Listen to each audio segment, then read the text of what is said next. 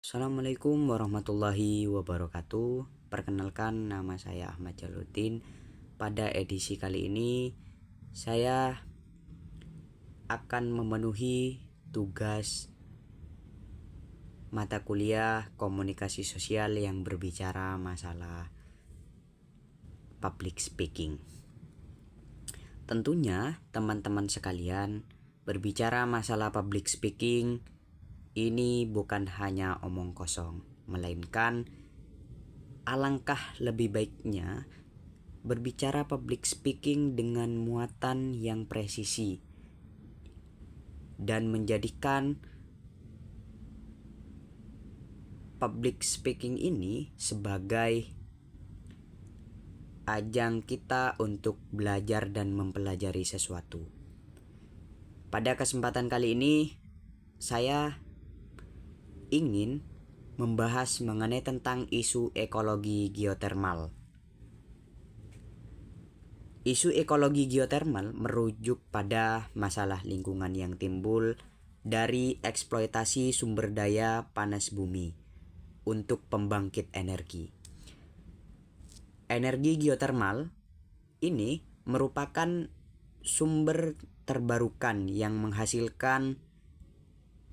yang dihasilkan dari panas alami yang di bawah permukaan bumi. Meskipun energi ini ramah lingkungan dalam banyak hal karena emisinya yang rendah, dalam artian rendah karbon, namun pengembangan proyek geotermal ini dapat menimbulkan dampak ekologis yang signifikan jika tidak dikelola dengan baik. Teman-teman sekalian, ada beberapa hal yang kemudian perlu kita pahami mengenai tentang geotermal ini. Bahwa geotermal ini, dia ternyata sekalipun dia rendah karbon, dia mempunyai dampak negatif yang kemudian signifikan. Dampak negatif geotermal terutama yang terjadi di Indonesia adalah kerusakan ekosistem hutan dan kawasan lindung.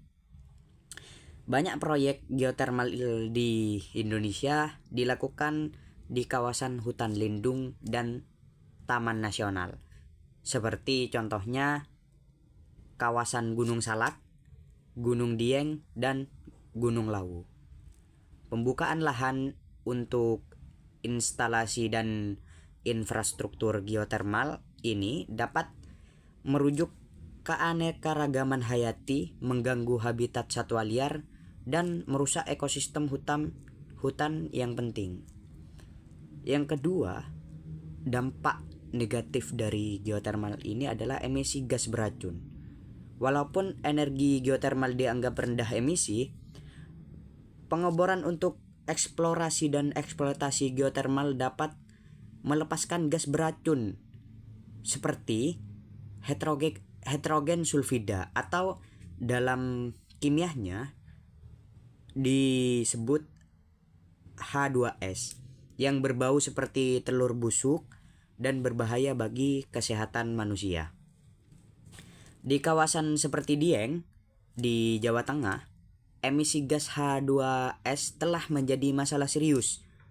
Ini menjadi suatu masalah serius bagi penduduk setempat yang menyebabkan gangguan kesehatan seperti sakit kepala dan masalah pernapasan.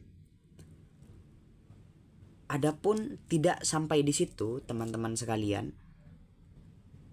Yang ketiga adalah dampak negatif dari geotermal ini adalah penurunan kualitas air. Eksploitasi panas bumi juga dapat mempengaruhi sumber air, tanah, dan permukaan. Penggunaan air untuk proses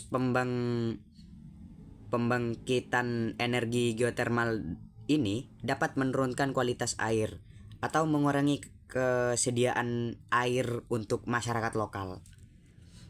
Selain itu, air limbah yang dihasilkan oleh geotermal nantinya, yang dilepaskan oleh geotermal ini, dia juga dapat mencemari sungai dan danau, sehingga kemudian merusak kehidupan air dan berdampak pada masyarakat yang bergantung pada air tersebut.